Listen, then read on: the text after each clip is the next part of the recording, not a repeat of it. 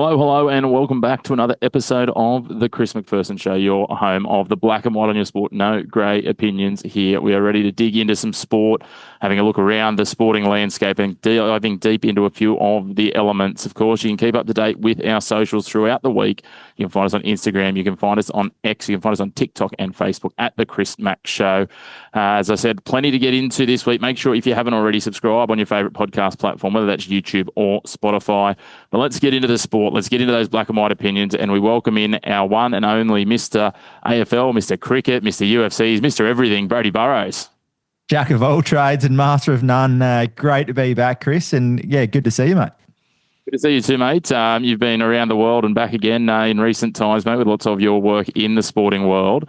But let's talk about an Aussie team that is on the run at the moment. The Aussie cricket side are over in the West Indies as we go live. They'll be underway, but the big talking point is certainly going to be around Marnus Labuschagne not being in the test side.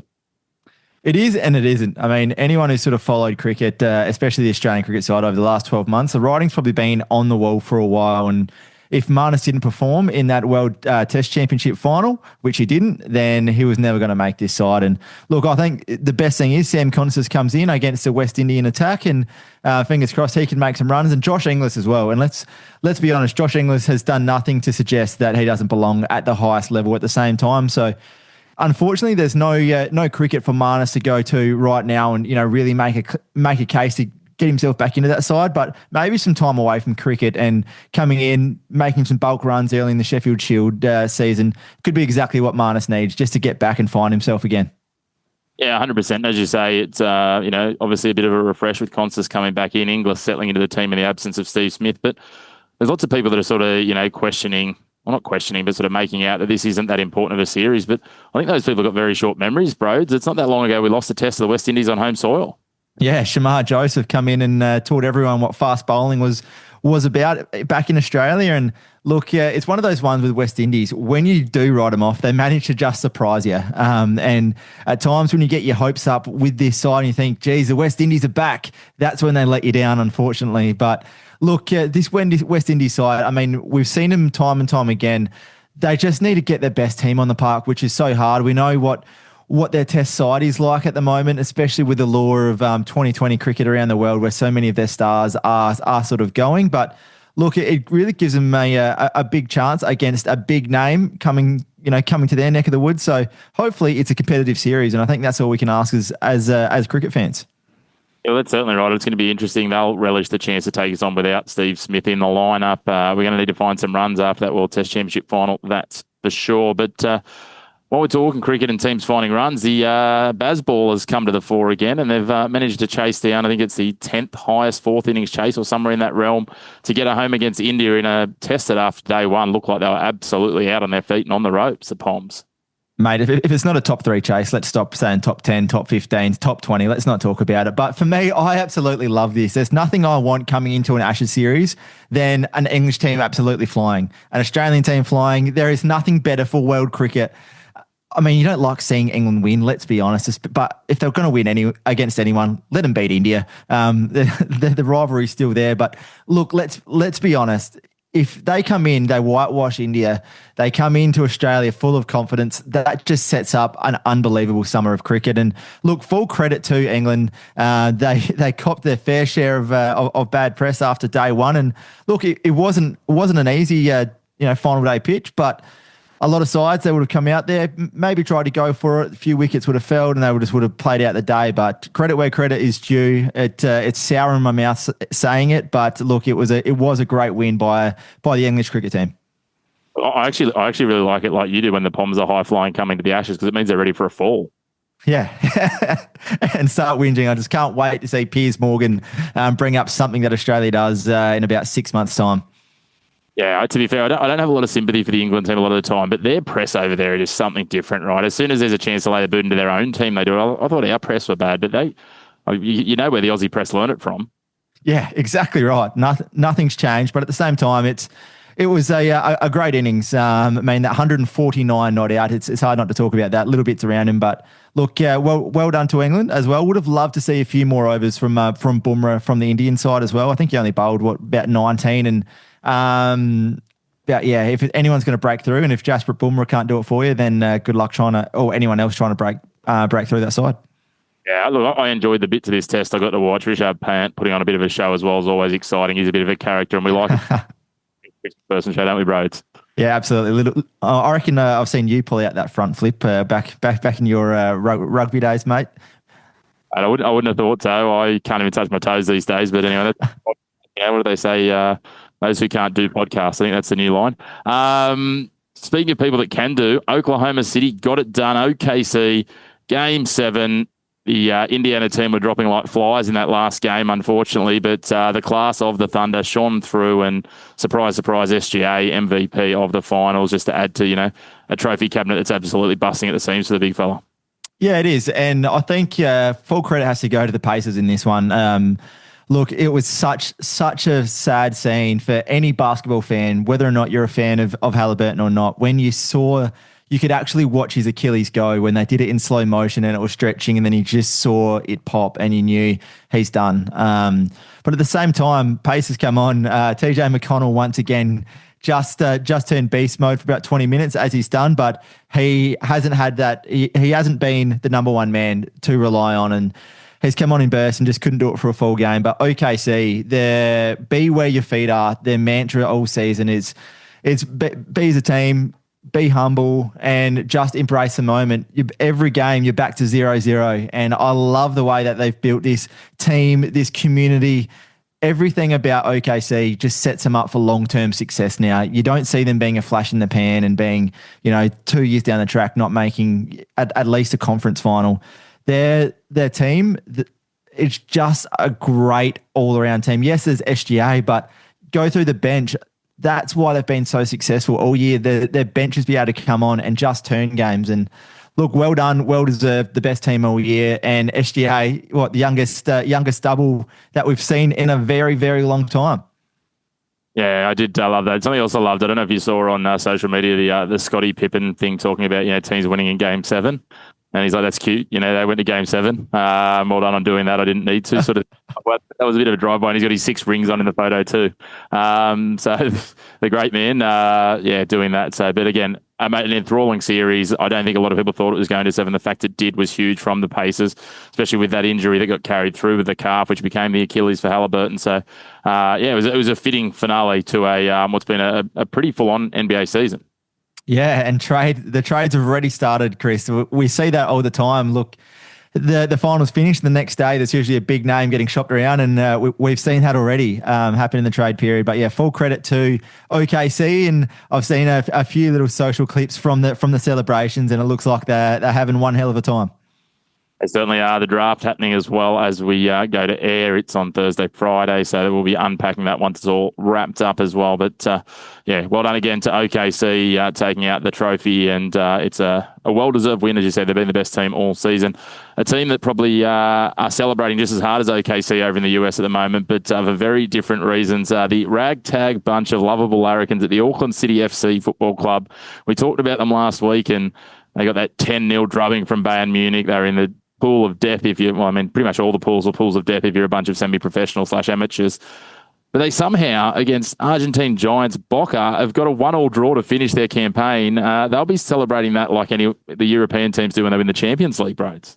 Just imagine you got part-time teachers running around against blokes on big money, and I think it just goes to show that this is brilliant. This is absolutely brilliant for football everywhere. Saying you play the right brand of football, you can compete, and if it doesn't show, this is what could happen at World Cups. Not just in these club tournaments, but this is what could happen in World Cups. I mean, we saw Saudi Arabia stun Argentina at the last World Cup 1-0, and Argentina went on to win the World Cup. And this is what you love about football: is moments like this. Imagine 10 years down the track, old mate from Auckland is telling his grandson about the time that he played against someone on $50-60 million a year, and they drew with him.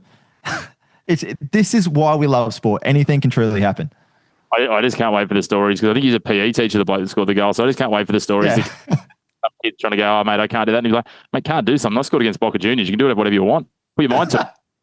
Exactly. But yeah, no, this was massive. And obviously so much press coming out of that, that 10-0 drubbing. But then 1-1, it just goes to show that you come out, play your best footy, soccer, tennis, whatever, you can beat anyone or at least draw on your day.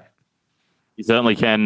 But I'll tell you what, someone who'd love to buy a draw at the moment, let alone a win, is the Carlton Blues, mate. I know you're about your AFL. We don't want to do our full AFL update this week. We're going to get into that in the next couple of weeks as we pick apart where we're up to the AFL season. But are they the biggest disappointment in the AFL? We knew teams like Richmond and West Coast were going to have a tough year. We knew North Melbourne were just looking to incrementally improve.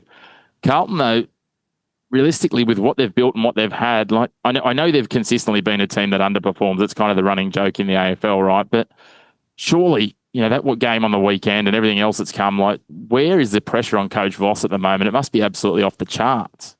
It is, but I look at Carlton, and they were my biggest lighters at the start of the year, and for this very reason is Carlton's top six, I'd say would be in the top three, top six players in the competition. We can say that pretty easily. Patrick Cripps, Jacob Wiedering, Harry Mackay, Charlie Curnow. I mean, go through the list. But their bottom six could walk down the main street of Melbourne and no one would know who they are. And this has been the problem with Carlton over the last 20, 25 years for me is they bring in these stars and they're always about, right, we're right around the corner from a premiership. Let's bring in this player. Let's bring in this player. And then they just don't develop their – well, you look at their list. They don't develop their juniors to at least a half-decent level. But at the same time, where's their role players? Matt Kennedy having one of his best years of his career playing just as a role player, but his stats are unbelievable for the Western Bulldogs this year. Is exactly what Carlton need. Is they don't have enough players willing to do that dirty work. And yes, people are saying sack Voss, but Carlton have had more turnovers just about than anyone else in the coaching department over the last 20 years. He's actually since their last premiership coach in David Parkin, he's got the best winning record, and yet everyone's calling for Vossi's head. Who are you going to bring in that's going to immediately change this list? It's the list that's the problem, not Michael Voss, in my opinion. Get a coaching director, whether that's a Ken Hinkley coming there and mentoring his old protege. But look, they need someone else in to develop a list, not bring in stars to chase a premiership. It's always an interesting one, isn't it? That short term versus long term, and a lot of Carlton fans would argue that the long term's been going on for a long time to this point. This once proud, dominant club. Going back, a couple of decades, is now sitting in a space where they are underperforming. And as you say, the coaches can only do so much. And I'm always a big believer, because it's always the first thing that people call for is the coach's head. It's like, is there a better option that you actually think is going to come and deliver something to you? So it's going to be interesting to watch this space as it continues on. But I think you're right. I think a bit of a rebuild of that list, but I don't know whether they've got the right people there to rebuild the list at the moment. We'll wait and see. The last thing, bros, before we take a little bit of a breather, our man Gout Gout is back, and Gout Gout, good, 20.02 seconds. A national record. We know he ran that 19.84 wind assisted a couple of months ago. The Golden Spike event. I love these names. I love the word gold in an athletics event. Gold, diamond, they throw it all in, all the bling. Absolutely dominated in this first senior debut outside of Australia in terms of meets. And again, the comparisons to Usain keep on coming. Yeah, look, as good as he is in the 100, I think the 200 is his absolute pet event here. Once he gets going, I mean, you could see once he come around that bend, he was behind by a little bit, but that extra 10 meters, and then he just gets to full length, and it looks like he's jogging, and he's absolutely flying and barely trying. And this is scary. This kid is so young, and he's not even close to his peak right now, and he's running this kind of time. So you think, what can he do with another 3 or 4 years of strength training to increase that first 20 or 30 meters, which we know is it's his weakest point. But if he can increase that, what can this kid run? It is so scary. And as an Australian, it's so exciting. We finally got a track athlete. And let's not forget his good mate who's knocked him off last couple of times as well. But Australian sprinting, men and women right now, is in a great place. Certainly is, and there's a nice tie in here with that Usain Bolt piece, because it is where Usain made his first international appearance. He did a 19.93, but 9/100ths of a second isn't a whole lot of difference, as you say, with that development ahead of them. So we will watch and wait as Gout continues on. But in the meantime, you and I might take a little bit of a break. I'm going to try and find some shade in the Darwin heat here. I'm absolutely getting baked by the sun, as you can see, and we might come back a little bit later and talk to you about some big news in the UFC world. Sounds good, mate. Get the rig out. We all want to see it. Well, it is now time to dig into the grass courts of Wimbledon. We've moved from the red clay. We're into the grass courts. The lead-up tournaments are well underway, mostly done as we head towards Wimbledon. It's draw day and getting things up and running. And when we talk tennis, we welcome in Christian Montegan from The First Serve. Good to see you again, Christian. Great to see you again, Chris, approaching Wimbledon. So, yeah, exciting times ahead. It's one of those things, isn't it?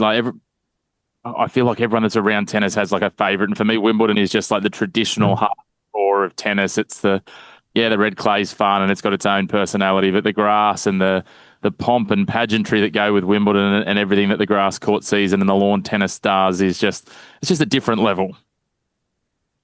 I agree. I was watching a few players arrive at Wimbledon, with the practice court sessions like Yannick Sinner, Sabalenka, these types of players. You just hear the sound off the racket and just think like this is the season, the time of the season where you just really enjoy, you look forward to. And like you said, it's got so much tradition and history behind it. I mean, Wimbledon, if you think of tennis, that is the tournament, right? It's the prestigious tournament that all of these top players aspire to win, right? So that's why I'm looking forward to it because there's just so many different storylines heading into this one. And there's going to be a bit to delve into. Well, there certainly is. And as I said, the grass court season is probably the shortest of the surfaces in terms of season. And it's a quick adjustment for so many of these players coming off the back of the clay court there in the European summer. We head in and we have these lead-up tournaments. We've had the Queen's Club, the men's and the women's. We've got Eastbourne and Mallorca going on at the moment. There's a lot happening at the moment around lead-up tournaments. What have been the takeaways for you from an on-court playing piece? And also, I know, catching up on some of the content on The First Serve, there's been some other pieces and most notably Maria Sakkari getting herself involved in some drama in the lead-up as well. Yeah, I guess we'll start off with that bit of controversy with Sakkari and Putintseva. So, they met a couple of days ago and towards the end of the match, Sakkari and Putintseva shook hands and Sakkari didn't take well to Putintseva not looking at her in the eye, and they had this sort of 2-minute confrontation where Sakkari went to Putinseva's bench and exchanged a few fiery words to the extent where Sakkari told Putintseva that no one likes you on the tour, which, look, she's had a few instances in the past, Putintseva, hasn't she? I think dating back to the US Open last year where she treated that ball kid with a bit of disrespect. If you haven't seen that, look at the video, search it up.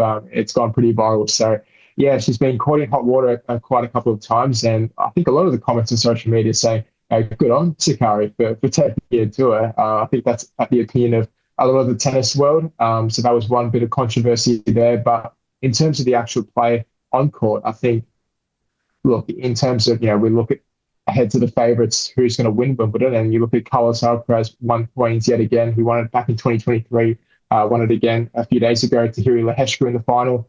I mean, he just looks unstoppable on the grass. And I mean, at the start of his career, you thought maybe this is probably his weakest surface because he's from Spain. You saw, the similarities between him and Nadal. Rafa, obviously grass wasn't his preferred surface, but I just think the grass really favours Carlos, the way the ball sort of sits for him. He can sort of control and dictate the rallies. So, that was against Leheshka. In 3 sets, who actually knocked off Alex de Minaur in the first round, which we'll get to in the Aussie perspective a bit later. But I think Carlos, for me, he's going to be very, very difficult to topple come Wimbledon. Yeah, you'd have to think Carlos is sitting well. And Leheshka's an interesting one in the lead-up because not only did he beat de Minaur, Popyrin, de Minaur, he beat Jack Draper, who also beat Alexei Popyrin there and who's probably one of the great white hope fans at home. Yeah, exactly. I was shocked by that result as well because Draper's another one who, coming into this home slam now, Wimbledon, there's a lot of heightening expectation on him, the pressure's on his shoulders. So, the real question for Draper is going to be, can he handle that pressure and expectation from, we all know the British media, from different sports where it can really get out of control and pretty crazy. Like we saw with Emma Raducanu over the past years, ever since she's won the US Open, she's found it difficult to really come into her own and produce some of her best tennis again. For Draper, this is going to be another opportunity at Wimbledon to showcase what he's all about. But Leheshka was another one who really took it to Carlos in the final of Queens. I thought the sheer power, which is one of the reasons why he beat Diminor. I caught quite a few moments of that match, and he's another threatening player who can cause a couple of upsets on the grass. So there are these players emerging on the tour, which is really exciting because I guess it opens the field, right? I mean, Daniil Medvedev's another one who made the final with Halle again against Alexander Bublik. Bublik as well. He's just playing some unbelievable tennis out of nowhere. He's one of those sort of jokers that you expect him to be there or thereabouts, but he's now seated at Wimbledon. He's going to be a real threat. Come the latter stages of the tournament if he can keep his mind to it. So yeah, there's going to be a few surprises, that's for sure. And what about on the women's side, the lead up there? Who's been shining in terms of what you've seen so far? On the women's side, it's been a bit of touch and go. So, I mean, look, Elena Rybakina is one who, for me, obviously, she won the title a few years ago, dating back to Wimbledon. I think it was 2022 she won it. But she lost to Sabalenka in the quarters in Berlin to Sabalenka, who, for me, is the favourite to go on a Wimbledon, I think, just given the cohort of players. I mean, Coco Gauff's up there as well, but I think the one player who can really challenge Sabalenka is Rybakina. And they played 2 tiebreaks in Berlin. In that third set, Rybakina actually had 4 match points. She was up 6-2 and ultimately blew it, lost the last 6 points. So, it was on her racket, failed to convert. But I think she's a real threat in this tournament because we've seen the off-field drama with the coaching situation with Stefano Bukov, which I think I've mentioned to you, Chris, on this show a couple of times now. I think that's slowly, getting behind her. She can now focus a bit more on the tennis on court. And yeah, like I said, she's proven it that she can win a Grand Slam title on the grass. Her game style suits it, right? So I think she's going to be a really threatening force, come the main draw. Yeah, I think she's going to be a handful, that's for sure. If she can get that other drama put behind her, then she'll make her way back into that top 10 post-haste, I think. So let's switch tacks a little bit. You've talked about some of the names to watch at the top end, at the pointy end of these things. There's obviously quite a number of Aussies now. We're getting a good handful sitting in the top 100 of both the men's and women's, which means automatic qualification for them. Let's stay on the women's side while we're talking. We've got obviously our newest Aussie, but another one who has shown some glimpses as she tries to knock on the door of the top 50 as well in Maya Joint, and then a few others sitting a little bit lower in the rankings as well with the Aussie women. Yeah, so Maya Joint's been the big one, right? I mean, she knocked off Ons Jabeur, 2-time Wimbledon finalist, just a couple of days ago in Eastbourne. So, yeah, she's looking really good. About to crack into the top 50. I think she's sitting about 51 in the world live as we speak. So she's got some real talent. I think just her serve as well is really impressive, the way she can back that up. And a player like Jabeur, who we know likes to throw in the slice and can be a very tricky opponent, I thought the way she handled that, being a breakdown midway through the first set as well, being so young, to be able to handle that just shows some maturity, right? So I think she can, perhaps win a couple of games come the main draw at Wimbledon. And then, the one that's really concerning is Daria Kasatkina. Obviously came off that good Roland Garros campaign, but since she's transitioned to the grass, she's actually lost 3 games in a row, all in the first round. So, yeah, she's going to be arriving at Wimbledon with a bit of a low confidence. So hopefully, once the main draw arrives, she can play a couple of players who she is expected to beat, get her confidence up a bit because, I mean, last year at Eastbourne, she won the title in their first round. She's just been blown off, I think, by Lulu Sun from New Zealand, which was a bit of a surprise. So, yeah, if she's to go deep, she needs to get a couple of games under her belt, that's for sure.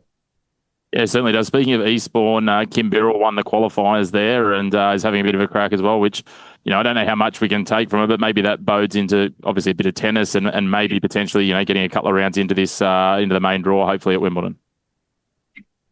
Yeah, and I've always said to you, Chris, that coming through qualifying, it's always dangerous for opponents, right? I think Sophia Cannon, her latest stop, Kim, she learned that the hard way, right? I think Birrell didn't even face a break point on her serve, which is pretty impressive.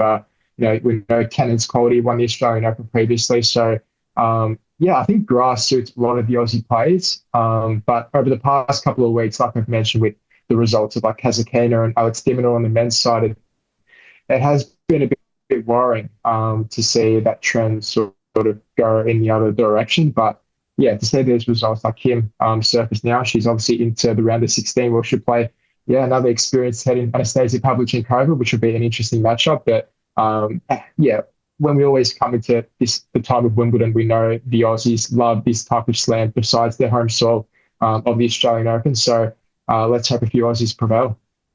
Yeah, certainly it would be good. As you said, on the men's side, Alexi Popperin's shown some good form in recent months across multiple surfaces, but probably not quite penetrating those draws as deep as we might like. Alex de Minaur, a little bit of concern, but it tends to be that if the Aussies are going to outperform their rankings, it's not as often at the French Open. It's more likely at a Wimbledon or a US Open outside of Australia.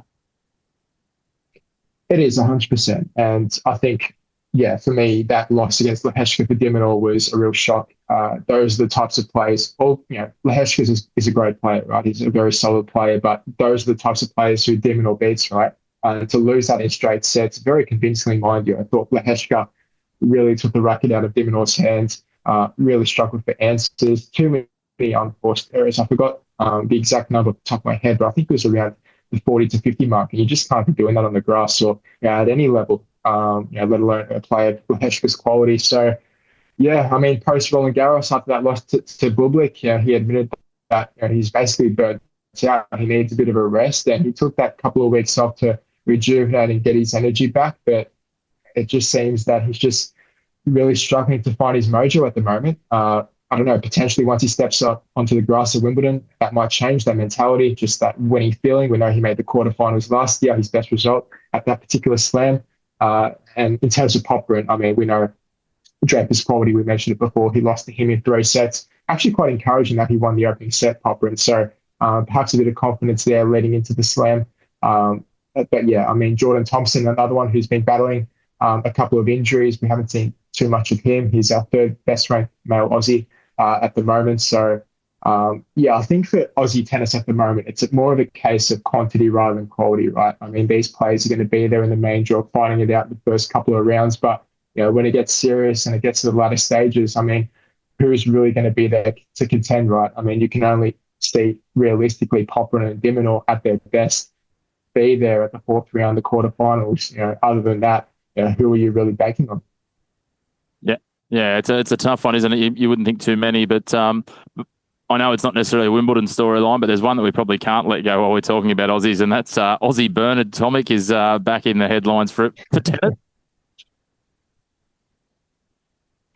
Yeah, I mean, well, this is a bit of a surprise, really, given he's been really grinding it out on the challenger circuit over the past, 3 to 4 years now. His last tour level win was back in the 2021 Australian Open, right? You remember back, I don't think you remember, Chris, but he had that spray at Leighton Hewitt about the Davis Cup. That was the last time we saw him at his, I guess, the top level. And then since then, like I said, challenger circuit, there's been, a few hiccups along the way in terms of injuries, but he's always said that he wants to have one last shot at playing at one of these slams. And it's interesting because he was actually the 5th alternate before the Mallorca qualifying for Wimbledon. So he had to make a decision. Do I enter Mallorca or do I, sort of wait around to see if I get into the qualifying stage of Wimbledon? So it actually worked out well because he would have been the number 1 alternate and missed out of qualifying altogether. So it was actually a blessing in disguise, wasn't it? But to beat a player of Rinky's quality, Rinky Jakarta in the top 100, that's now 3 consecutive top 100 scalps, including the 2 wins he got in qualifying in Mallorca. So it's good to see him back. People have mixed opinions about him, obviously, with his past history. But look, hats off to him. You've got to respect the commitment and the willingness to just work at it, right? Because he could have easily just rose into the sunset with his money and just sort of called it a day. But no, he's grinded it out. And to be fair to him, he's at this stage now in his career where 32 years of age, he's thinking, okay, I've got one more roll of the dice to really make something of this. So credit to him.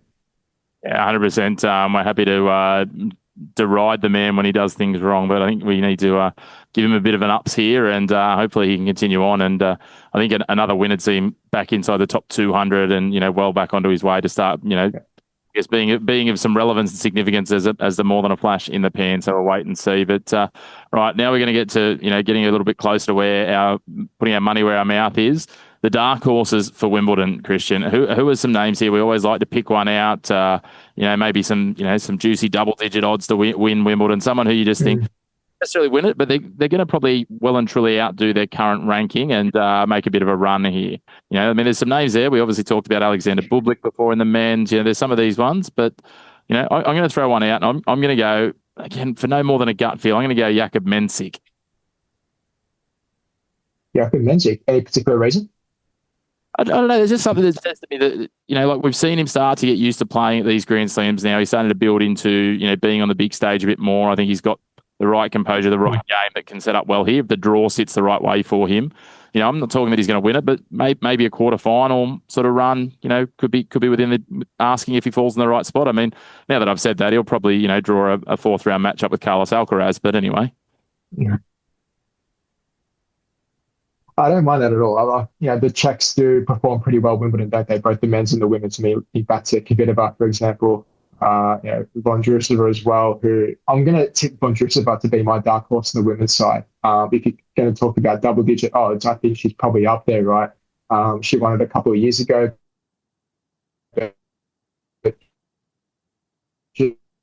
just coming back now to that shoulder surgery. She won the title. Obviously very encouraging given the lack of tennis she's been playing. So she won the grass court championships in Berlin, beat Sabalenka in the semi-finals. So she's a very, very dangerous threat on the grass. There's no doubt about that.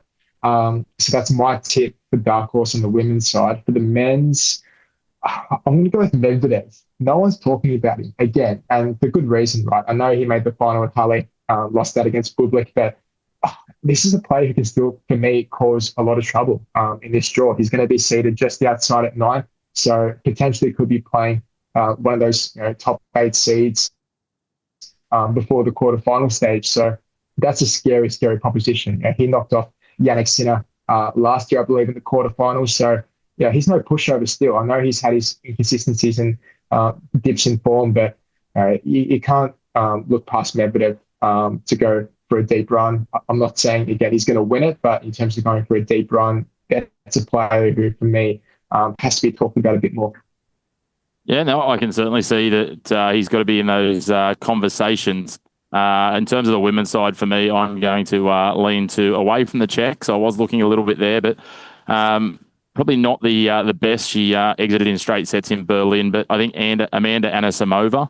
I just think that was a bit of a quarterfinal exit. Just wasn't her best tennis, so she just seemed to look like she was a shadow of what she'd been in the lead up.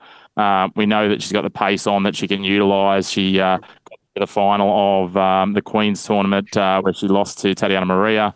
So she's one, I think, if her seeding, again, falls in the right spot in the draw, she could make quite a run at this tournament, with her top-level ability if she can find her ceiling.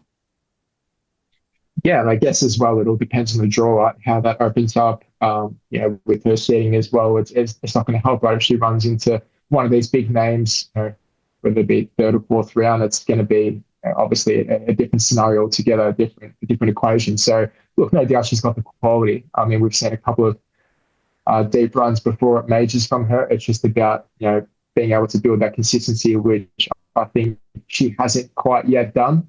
We've seen glimpses. Roland Garros, for example, I thought a couple of games were really high quality from her, but it's whether she can produce it throughout a whole Grand Slam. I think that's been the big lingering question mark throughout her career, but no, I quite like that shot. Yeah, well, as we know at Roland Garros, she did quite well and then ran into the freight train that was Arena Sabalenka. And look, she put up a fight against Arena as well. Very different surface, very different circumstances. But yeah, that consistency is the big question. But I think she's a bit of a smoky. In terms of to win it, Christian, is it outside of the top 2 seeds on either sides of the draw that you're putting? I know you love a short price favourite.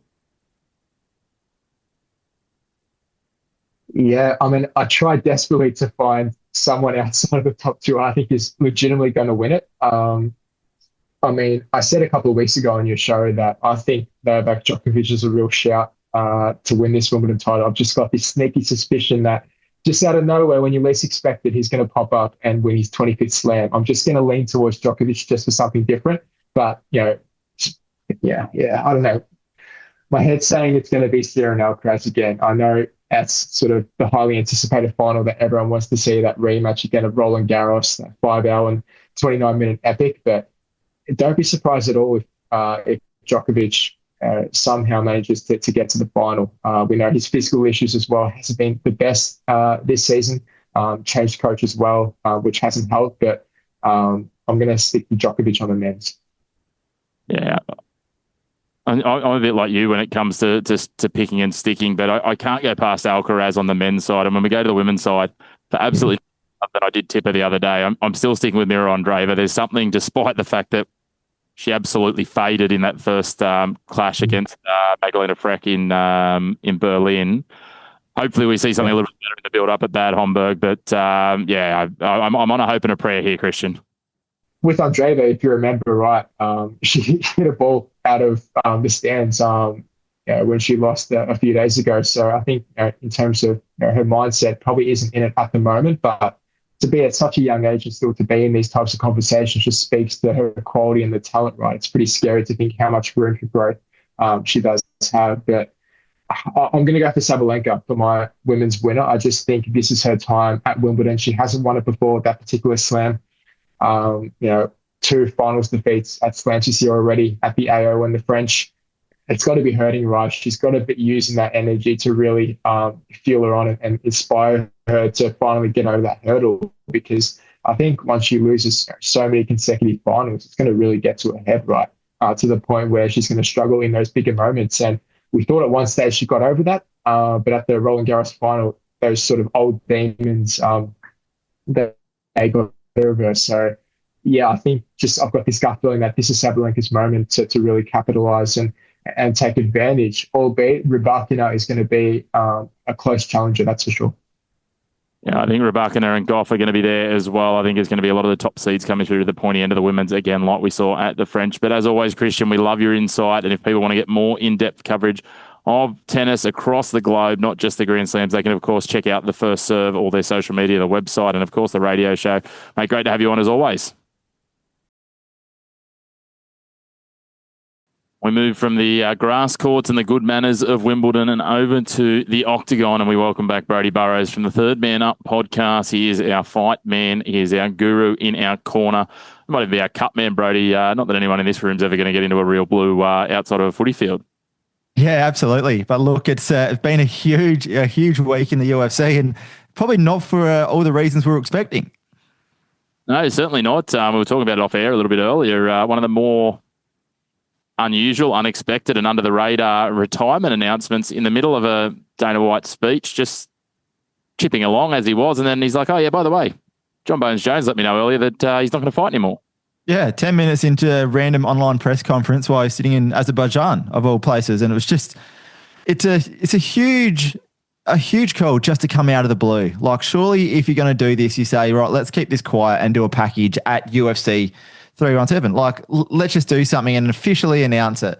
And then right there, you could have crowned Tom Aspinall in between fights, maybe as the undisputed, heavyweight champion. That's what I'd do. I'm not in charge of the UFC, but just sort of made sense. But look, I love Jon Jones inside the Octagon, outside not so much. But now he was always referred to as a GOAT. But without facing Tommy Aspinall, does he go down as the undisputed GOAT? Like, now I think there's questions. Someone comes along, there's always now going to be that, was he better than Jon Jones? Jon Jones comes out, fights Tommy Aspinall, beats him, then retires right there. He's going down as the best, the greatest there ever was. But now I think he goes into that Khabib territory where great, fantastic fighter. Is he the GOAT at this stage? Probably. Can someone beat him? Absolutely. Is that a good or a bad thing, though, bro? Sometimes, it's not a bad thing to, leave more grey for debate. I mean, for his legacy, yes, it's probably not ideal, but it certainly adds more weight to those arguments later on and, those barroom conversations when people want to argue about it in 5, 10, 20 or 30 years' time. Yeah, I suppose if you're a neutral fan, yes. But for me, I just think this is a huge opportunity miss. And the worst thing is he's teased this so much, this big fight for the last 6 months, and he's just dared him to sign this contract, and he's just dragged this process out. And I don't know what's happened in his personal life. I heard, I think he might be going or have to appear in another court. So, look, I think right now it just goes to show that Tom, right, if he keeps going the way he is, he could surpass Jon Jones. I'm calling it right now. I reckon he will win his next 4 fights pretty quickly. And then Jon, at a ripe old age, will come back. I'm calling it. This is not the end of Jon Jones. We'll see Jon Jones doing a John Farnham. You've heard it here first from Brody Burrows. Well, it's certainly going to be an interesting one. It's something. Look, everyone loves a comeback story. What's that clip with Chris Pratt? You know, is that Parks and Recreation? Oh, yeah. Anyway, I don't think we need to talk about Kim Kardashian. Moving right along, let's talk a little bit more UFC. You alluded to it before. UFC 317. It's a big week in the UFC world. The UFC Hall of Fame induction ceremony will take place alongside this week as well as it comes up. And there's lots happening. There's a lightweight championship bout, which we'll get into in a moment. But there's a flyweight championship bout as well. Pantoja versus Kai Kara France, the co-headline here. It's a big card, but these top 2 bouts, and let's start with that one. This is a big fight by itself. It could have easily held the lead on the card. Yeah, definitely. Great to see Kai Kara France really get this opportunity as well. And look, if you're a fan of fighting, watch these two. They are going to throw everything at each other. It's going to be a bit of a stand-up. I don't see this one going to the ground much, but look, the flyweight division, one of the most entertaining in the UFC, very similar to boxing as well, where for the full 5 rounds, they are going to be just at each other if it is to go there. Look, Pantoja has been nothing short of dominant since he's been in this one, but Kai Kara France is just a warrior in this one. And you know he gets hit. He's just going to keep getting up, and it's that New Zealand spirit, that New Zealand brotherhood. I think as Australians, we'd love to see him really win this one. And I can't see it happening. I would love to see Kai Kara France win this, but look, Pantoja is a complete beast. His cardio is phenomenal. His ability to get out of submissions and then immediately turn on the attack, something that we haven't seen in that division for a long time. And look, it's going to be a great fight. So tune in for this one from wherever you are and get in there nice and early. Yeah, settle in nice and early. It is a big card. This will be an absolute cracker. I think, if my memory serves, these guys might have had an exhibition biff some time ago in the Ultimate Fighter Tournament of Champions, maybe 17, 16, somewhere back about then. So we're talking a decade ago, right? But Pantoja did come out on that, a 2-round bout. Yeah, definitely. And I mean, how much you can sort of take from those Ultimate Fighters, it's a great show, honestly, when they got the right coaches in charge. Maybe not Conor McGregor but anyway, it is actually a good show, and so many stars of the UFC have come from that show itself, and you watch them grow. You watch them come from these skinny kids into they just really get the right coaches around them, and then once they get the right coaches around them, then they just completely change the way that they attack the octagon. They learn defense, which a lot of the fighters that go in there, they've bullied their way to a pretty good record, and then they come in here and they get shown up by black belts and people who have trained on their back their whole lives. And look, it's going to be a great fight between those two. And yeah, I'm tipping Pantoja in 4 rounds. Yeah, it's going to be interesting. We'll have a look. We'll hold you to that one, bro. It's 4 rounds. Obviously, the other co-main event, the headline is a UFC lightweight championship bout for the vacant title. And we'll see UFC featherweight champion Ilia Topuria and former champion Charles Oliveira go head-to-head. We know Islam Makhachev has vacated the title to go and challenge for the UFC welterweight championship. Topuria, as we know, he vacated his featherweight title to move up to lightweight. Everyone's moving around everywhere in the UFC to try and chase different belts. Yeah, look, huge fight. This one, big fight feels. And Ilia Topuria, one of the biggest names right now in the UFC as a whole. Knockout power. He's come out and he said this week, if he charges at me in the first round, he's going to get knocked out. So he's calling for a first round knockout. And I think that's pretty smart on his behalf, just making sure that Topuria doesn't rush into anything. And we've seen Oliveira at the same time. He's got the most finishes in UFC history from anyone. So he can dominate you on the feet, but where he gets so many people is he'll grind them down and then he'll just find their back. And soon as if he gets on your back, you're tapping out in the next 5 seconds. We've seen it time and time again, but he can't close. He gets closer to Topuria here, and we've seen it time and time again. We saw what happened with Volk. One punch and you're looking at the roof. So there's so many different storylines which can come from this. One slip from Topuria and Charles will jump on his back. He rushes in too fast. he gets clipped just like Volk did after dominating the whole first 2 rounds. So there's so many storylines. Both of these guys are great entertainers at the same time. So it's going to be a really exciting fight, an exciting build-up as well. Yeah, I'm really looking forward to that build-up. And as you say, they're guys that like to entertain as much as they're showmen. Both of them. Superior's got that wonderful record, as we know. Oliveira's so much experience. It brings together 2 different styles, but they can both hold their own on the other side. But the advantage lies either way. So there's going to be a lot of tactics involved, a lot of entertainment, a lot of crash talk, a lot of crap leading up in the next couple of days. And I'm all here for it, mate, because that builds up. That's what the whole of the UFC piece is all about. Yeah, I think you're really going to see Charles play the smart and play the veteran game this one, and really keep his distance, probably attack his legs, because if he attacks his legs, he can't drive forward and, really try and finish him early. If he can attack his legs and maybe slow up that movement, that's when he could potentially close. And whether it drives him against the cage or whether it does try a takedown, it's just there's so many things that can come out of it. But I think you'll see Charles really use his experience. But I mean, how can you bet against a man who's 16-0 and has knocked out some of the some of the blokes that you wouldn't expect to be knocked out in this game?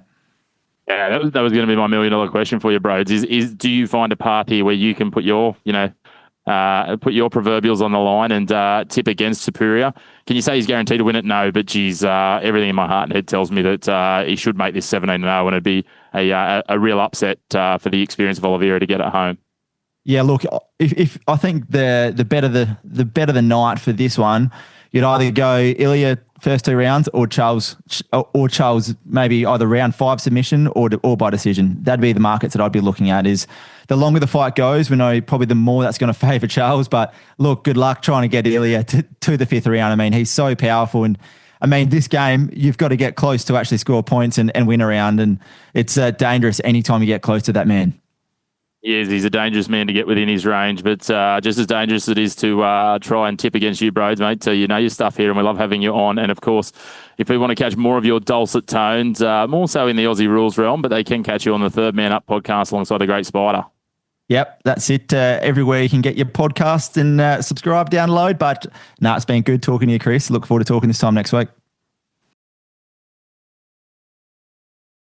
Well, it's time to move on from the UFC, and we wrap things up with a little bit of a look ahead into the Rugby Union world. And while we're talking Rugby Union, we welcome on a new guest to the show. Jon Walton joins us to talk about the British and Irish Lions. Johnny, a fairly accomplished man, a little bit of rugby league, rugby union in your background. Thank you for coming on and talking some Wallabies and Lions, mate. Yeah, no worries. Thanks for having me. Look forward to it.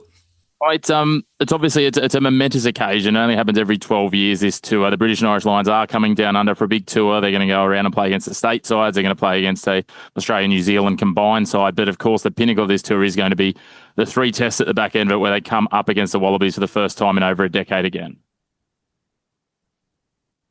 Yeah, look forward to it. I mean, 2013 was the last tour, so certainly many years between drinks. And certainly the Northern Hemisphere teams have certainly done a fair bit better than their last tour, so I look forward to the challenge. Yeah, it's certainly going to be an interesting challenge. Australian Union in probably not at the worst spot it's been in recent times, but still not a great spot. A lot of work to be done. We look at the Super Rugby. Only the Brumbies really made any dent in that this season after a promising start. We know the Lions, they did win last time they were down here. But, the Australian rugby, I guess we haven't really threatened since going back to 2015 when you have a look at, we won the rugby championship in 2015 in a shortened year. We made the World Cup final, but we haven't really dug too deep since those sort of times, and it's a little concerning ahead of this tour. Yeah, look, I think that a lot of that boils down to actually rugby league sort of taken over with their grassroots programs. I think grassroots and rugby union is where we're failing at the moment, and it's clearly picking up elsewhere. And I think that's probably, if we're going to start making challenge these bigger teams and these bigger countries on tour, then I think our grassroots are going to have to do a bit better. Yeah, I think this tour though represents a perfect opportunity for us to re-accelerate. Right, we know this is going to draw fans. Rugby hasn't been drawing fans in Australia in recent times, but there'll be touring fans. Obviously, it's a once over a decade opportunity. So there's going to be locals. There's going to be the Red and White Army, those clad fans in their Lions kit. They turn up to every locale. They'll sell out even the tour games. It'll add to the occasion. It'll add to some financial structure too for Rugby Australia as they are now. and they need to use that and leverage that wisely to build into the future. So this tour represents a lot from, not just a on-field point of view. Yeah, absolutely. I've spoken to people that don't generally watch rugby union, but they know the lines are coming, and it's something that everyone wants to watch. Even when they've had to fill in games when the Rebels have pulled out, and they've had to fill in a game with the First Nations Pacifica. I'm pretty sure that's almost a sellout as well. Like, that's one I'm heading to. Look forward to that as well. Yeah, and it's certainly it's going to be interesting to see. As you said, the Northern Hemisphere teams have been in really good form in terms of the on-field stuff. They're going to have these tour games. There's a little bit of contention over the tour games because the British and Irish Lions were the expectation that they were going to be playing top-tier sides and that Wallabies players will be playing for their state side. We know that traditionally that's not done. It's always it's a laughing matter in cricket when they talk about you come to Australia and we'll give you a spinning deck to play against our tour sides. It's a road and you'll get to play against a bunch of club cricketers. But that's kind of an players. But yeah, there's some consternation from the British and Irish Lions on that one. Yeah, I'm pretty sure they reached out when just before they took off and said that Rugby Australia will be breaking the contract because Rugby Australia flagged that they're not overly keen to release the players. So, look, I reckon that's doing them dirty. I'd rather see a full strength team as much as possible, but at the same time, are we taking away from the Wallabies games by releasing them? Are we risking injury? And I suppose that's what we want to win as opposed to the tour games. So, I suppose Rugby Australia prioritising the Wallabies is probably the right thing to do, whether it be contractually wrong or not. Yeah, it's going to be interesting. As you say, there might be things that play out after this, but at the end of the day, it's kind of a fine line balance. Imagine if a couple of our key Wallabies, and we'll get onto the key names in a moment, were injured in those games or things like that. It's going to be certainly a question, but let's talk about those key players. When we have a look at the British and Irish Lions, the first name that always jumps on the page is the man who now comes of age in his career. The captain, a breakaway second rower, Maro Itoje. He is an absolute phenomenal athlete, and he's a superstar leader for this squad. And I'm pretty sure that's his third tour as well for the Lions, if I'm right. So that's exciting for the bloke. Look forward to seeing him running around. That's for sure. He's certainly the impact that he can give at the set piece and then around the park as well. He's very mobile for what he does, but he's just so dangerous in that line out drum region as well. Yeah, I suppose my focus hasn't necessarily been the traditional Northern Hemisphere players. It's more about the Southern Hemisphere players that are getting a run this time around. I find that really interesting. Yeah, there's certainly some interesting ones when it came to that selection, wasn't there? And there's been some controversy on both some inexperienced players and some of those Southern Hemisphere players that have made their way in. So some Aussie-born players, some Kiwi-born players. It's going to be interesting. There's a lot of blokes that are coming close to their original homes, even though Britain, Ireland, or Wales may be their home, or Scotland may be their home now. Yeah, the two that really stand out. Well, the one that really stands out for me is Sione Tuipulotu. He's he's born in Frankston, actually, down in Melbourne. That's just down the road from me at the moment. Funnily enough, has played for the same rugby club down here as me as well, Moorabbin Rams. And so, I found that quite an interesting one. I think he qualified for Scotland through his grandma, and now obviously skipper of Scotland, and had a couple of great years, and now is in the British and Irish Lions. That was a ripper. I think that's going to be I think that alone will draw a crowd in Melbourne. Real hometown connection. And the other one, obviously, that people would know is Bundy Archie. He reckons the island's more of a home than New Zealand is these days, which I found an interesting comment. Yeah, that's always interesting because we know that both you and I, we've played rugby with a lot of our Kiwi and Pacific Island brethren. Home is always home. So for a player to actually come out and verbalise that and vocalise that Ireland is now his home, you kind of feel like he almost has to an extent. But look, he's made the best of it post. Of course, the just election. Yeah, it's interesting, isn't it, around that? Is it justifying selection? What does it look like in terms of the representative? What does it mean for him? But I find it interesting. But we as Aussies love to critique this, but we're happy to take some players that have been born overseas into the Wallabies lineup anytime when we can too, and any other sporting league. And mate, at some point, half our lineup is people born overseas. So I'll take who we can get to boost our score. So I don't blame them, that's for sure. No, exactly right. The other one before we move on to the Wallabies, I did want to just touch on is Henry Pollock. He's this young guy who at the start of this season had played 30 minutes of premiership rugby, and all of a sudden now he's in the British and Irish Lions tour. He's 105 kilos. He's 6'2", just built like a brick. You know what? He's 20 years of age, and he stepped up every challenge. He's in the Champions Cup semi-final the other week. He just continues to dominate, and he comes from really good sporting pedigree. He's a name that I think fans need to watch out for as we're going. The Northampton State chunkster. Yeah. Look, I don't even know much about him, so that was a good introduction. 20 years of age, that's massive, big call. It's not just playing for your country, but this is playing for the British and Irish Lions. So a great opportunity. So I look forward to watching now. That's for sure. I feel, having watched a little bit of the Premiership rugby, he's going to be a bums on seats sort of player. But Johnny, now this is where the rubber hits the road. Who are going to be those 2 or 3 players for the Wallabies that are, if we're going to find some miracle way to get past these guys? And I think if we could get win one of the tests, that's a solid result for Australia with where Australian rugby is at the moment. That would be in years gone past we'd wanted to win the series, winning one test. But who are going to be those key players that are going to contribute to strong performances under Joe Schmidt as he winds down his tenure as Wallabies coach? Look, I've written some notes, but I don't need to look at the notes for this one. I think key player will be Joseph Suaalii. What he will be able to offer is just ridiculous. I look forward to that. He's big, strong, rangy bloke. He's proved himself in rugby league, and his limited performances in the Wallabies has done a great job so far. So I think he'll be a make or break type player. And I also think Tom Wright, Mr. Consistent. The stuff that bloke does is ridiculous. He doesn't look like much of a footballer, but he gets through the work. His kick returns are excellent. He competes for the footy really well. So they're 2 of my big names. And probably another one that's underrated is Andrew Kellaway. He doesn't. Yeah, I think he just gets about his job. Very competitive, entertaining footballer. Yeah, he certainly is. A few names that I actually like the little tie of this. Played for the Moorabbin Rams is Harry Potter. Obviously, there's all the tongue-in-cheek headlines that go flying on the wing. He's one that I think is certainly one to watch. He can be electric at his best and can have the outside there. But unsurprisingly, Walty, as a man who played most of his time in the tight regions of my rugby career, I've gone to the forwards to have a look at the impactful guys. And the 2 names that stand out to me here is Will Skelton and then Rob Valentini. I mean, there's others that we can talk to, but I think that set piece and that mobility, and that's what Skelton's developed in his game since he's gone over to the UK. And he's a different player to the guy who was often tagged lazy and, known for, sometimes taking shortcuts when he was here playing Super Rugby.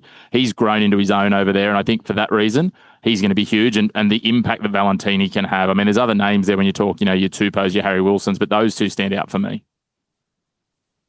Yeah, look, Will Skelton was on top of my list as well. I think, when he left Australian rugby and went over to Europe, he might have lost 15 to 20 kilos. He looked like the shell of the player he was, but that just shows his commitment and his keenness to work, I think. And that's someone I very much look forward to, because I know when he left, he was destructive, and I look forward to seeing him back on home soil.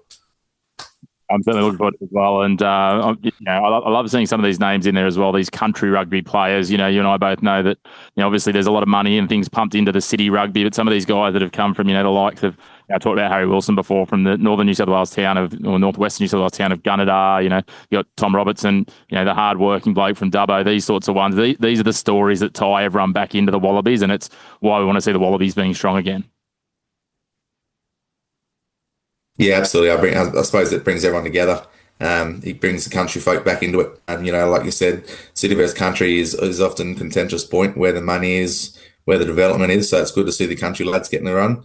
And just another one that I've got is Fraser McWright. I think that bloke is just a workhorse, another Mr. Consistent, but he offers a lot of the breakdown. I think he is a dangerous one when it comes to the breakdown. He'll often pilfer for the ball and take his opportunity.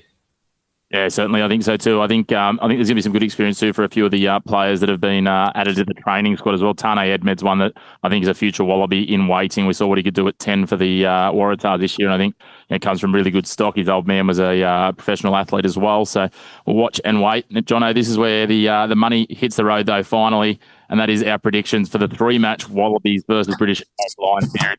And you find Troy as the goal winning one or more. Look, I'm a Wallabies man at heart, but it's really hard to look past British and Irish Lions. Really, really hard. They're, all 4 eligible nations are ranked quite highly in world rugby, other than Wales. But Ireland, England, Scotland ranked quite high. Us going through a bit of a tough time. I'd want to go 1-2-1, but my head's probably saying a full 0-3 loss, I'd say, unfortunately. Yeah, look, again, my heart's telling me the same. It's saying 2-1. As you say, this is a side dominated by 3 teams that are absolute powerhouse at the moment in England, Ireland and Scotland. And look, I don't want to be the guy, but the reality is anything but a 3-0 would be a surprise. I think if we can win a test, that is a successful tour for the home side, which is a weird thing to say. But these are 3 of the best nations that are all ranked above Australia in the rankings, combining to play against Australia. Yeah, well, just got to look at what Ireland did to New Zealand a couple of years ago at home on their home deck. Like they come and wiped them with a series win, and that would have been unheard of for years. And Ireland I think they're sitting 3rd now. They've got 15 players in the squad. That's almost a full Irish team, and I wouldn't back us against Ireland. So it's a big challenge. But look forward to it. That's for sure. Yeah, me too. Hopefully sell out all around. A big thank you, Jon Walton, for jumping on today. And we look forward to talking to you again in the future about some rugby union, rugby league and everything in between. Well, a big thank you to all of our co-hosts jumping on today. We had Jon Walton on. We had, of course, Brody Burrows from the Third Man Up and Christian Montegan from the First Serve Talking Tennis. We've covered off a wide array of sports today, and there's plenty more sports to come. Make sure you stay tuned in the weeks to come. Our weekly shows will keep dropping on a Thursday evening. The daily doses will be intermittently through there as often as we can. We'll be catching up on a few different things to come. We've got the Australia Cup draw coming in the coming days. We've also got some content around the Australia-West Indies Test Series dropping for you. So stay tuned to the channel on YouTube and Spotify. You can find us each and every week and all of those episodes coming to you, and plenty of content in between on our social media channels. You can find us on TikTok. You can find us on X, on Instagram and Facebook at The Chris Mack Show. Leave us a rating or review. Make sure you get involved in the comments. Let us know what you'd like to see us covering off, or which other podcasts you love watching your sport on, and we'll try and get them involved here to give a broader spread for our audience. But until next week, we'll love to bring you your black and white of sport. No more grey opinion, and we'll see you again in 7 days.